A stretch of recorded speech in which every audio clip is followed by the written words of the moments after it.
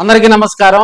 పిఠాపురం వర్మ కడప మహానాడు సందర్భంగా అక్కడ కొన్ని ఛానల్కి ఇచ్చినటువంటి ఇంటర్వ్యూలు, అదేవిధంగా కొన్ని ఛానల్తో ఆయన ముఖాముఖిగా మాట్లాడిన సందర్భంలో పవన్ కళ్యాణ్ మీద కూడా ఆసక్తికర వ్యాఖ్యలు చేయటం జరిగింది. పిఠాపురం వర్మకు ఒక బ్రాండ్ ఉంది. పిఠాపురం కాన్స్టిట్యున్సీలో గతంలో ఎమ్మెల్యేగా పనిచేయటం జరిగింది. 2024 ఎన్నికల్లో పిఠాపురం కాన్స్టిట్యున్సీ జనసేనకు వెళ్ళటం, అదేవిధంగా పవన్ కళ్యాణ్ గెలుపులో అక్కడ ఉన్నటువంటి తెలుగుదేశం పార్టీ కానీ, కూటమి బీజేపీ కానీ, అదేవిధంగా జనసేన పార్టీ, ఈ ముగ్గురు కూడా 2024 ఎన్నికల్లో ఈ మూడు పార్టీలు కలిసి పనిచేయటంతో పవన్ కళ్యాణ్ గారు అక్కడ విజయదుందుబి మోగించారని కూడా మనం తెలియజేసుకోవచ్చు. అక్కడి నుంచి జరిగిన పరిస్థితుల దృష్ట్యా వర్మను పక్కన పెట్టడం జరిగింది. అదేవిధంగా జనసేన పార్టీలో పిఠాపురంలో జనసేన పార్టీ, తెలుగుదేశం పార్టీకి ఈ మధ్యకాలంలో జరిగినటువంటి సంఘటనలన్నీ కూడా మనకు తెలుసు. అయితే పిఠాపురానికి సంబంధించినటువంటి వ్యవహారాలు మాట్లాడే క్రమంలో అక్కడ ఛానల్స్కి ఇచ్చినటువంటి ఇంటర్వ్యూలో కూడా పవన్ కళ్యాణ్ గారి మీద పిఠాపురం వర్మ ఆసక్తికరమైనటువంటి కామెంట్స్ చేయడంతో కడప మహానాడు వేదికగా కూడా కొన్ని ఆసక్తికర సంఘటనలు జరిగినాయి అని కూడా తెలియజేసుకోవచ్చు. రాబోయే రోజుల్లో తెలుగుదేశం పార్టీ అధినేతగా మరి నారా లోకేష్ను చూస్తామని, నారా లోకేష్ గారి నాయకత్వంలోనే తెలుగుదేశం పార్టీకి మళ్ళీ ముందుకు పోతుందని చెప్పి మరి పిఠాపురం వర్మ ఆసక్తికర కామెంట్స్ చేయటం జరిగింది.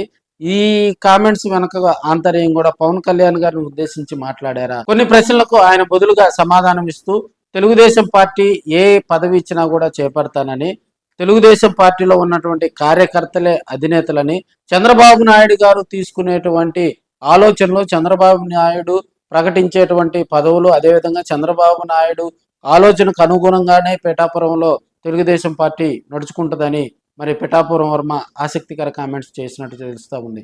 అదేవిధంగా పిఠాపురం కాన్స్టిట్యున్సీకి సంబంధించి అటు జనసేన పార్టీ, ఇటు తెలుగుదేశం పార్టీకి అక్కడ అగ్గి వేస్తే బగ్గుమనే పరిస్థితి అయితే నెలకొని ఉంది. రాబోయే రోజుల్లో పిఠాపురం వర్మ తెలుగుదేశం పార్టీలో ఉన్నటువంటి క్యాడర్ను కాపాడుకోవడానికి ఎంతవరకు అయినా వెళ్తానని అక్కడ చెప్పటం, అదేవిధంగా కూటమి భాగస్వాములైనటువంటి పార్టీలో ఉన్నటువంటి క్యాడర్ను ఎవరికి వాళ్ళు కాపాడుకునే ప్రయత్నాలు చేసుకోవాలని ఆయన సూచించడం జరిగింది. అదేవిధంగా జనసేన పార్టీని ఉద్దేశించి పలు ఆసక్తికర కామెంట్స్ చేయడంతో అక్కడ మహానాడులో కూడా కొంత రాజకీయంగా కూడా కొన్ని మరి గాసిప్స్ వినపడ్డాయని కూడా తెలియజేసుకోవచ్చు. అదేవిధంగా పిఠాపురం వర్మకి మహానాడులో ప్రయారిటీ తగ్గిందా, లేకపోతే పిఠాపురం వర్మకి తెలుగుదేశం పార్టీలో ప్రయారిటీ తగ్గిందా అనే కోణంలో అక్కడ ఉన్నటువంటి కొంతమంది సీనియర్ లీడర్లు కూడా కరుచుకోవడం జరిగింది. అదేవిధంగా రాబోయే రోజుల్లో తెలుగుదేశం పార్టీలో పిఠాపురం వర్మకు మరి మిగిలినటువంటి నామినేటెడ్ పదవుల్లో ఏదో ఒక పదవి ఇస్తారా, లేకపోతే ఆయన్ను పిఠాపురం కాన్స్టిట్యున్సీకే పరిమితం చేస్తూ మరి ఆయన సేవలను తెలుగుదేశం పార్టీ పిఠాపురంలో వినియోగించుకుంటుందా, లేకపోతే నామినేటెడ్ పదవి ఆయనకు కేటాయిస్తూ, ఎందుకంటే ఒక మాస్ లీడర్గా పిఠాపురం కాన్స్టిట్యున్సీలో వర్మకు ఒక బ్రాండ్ ఉంది కాబట్టి మరి ఆయన సేవలను రాష్ట్ర వ్యాప్తంగా మరి తెలుగుదేశం పార్టీ వినియోగించుకుంటుందా అనేది కూడా మనకి చంద్రబాబు నాయుడు గారు తీసుకునేటువంటి మరి మిగతా నామినేటెడ్ పదవులు ముగింపులో కూడా వర్మకు ఏదైనా అవకాశం దక్కచ్చనే వర్మ ఫ్యాన్స్ అయితే గట్టిగా కోరుకుంటా ఉన్నారు.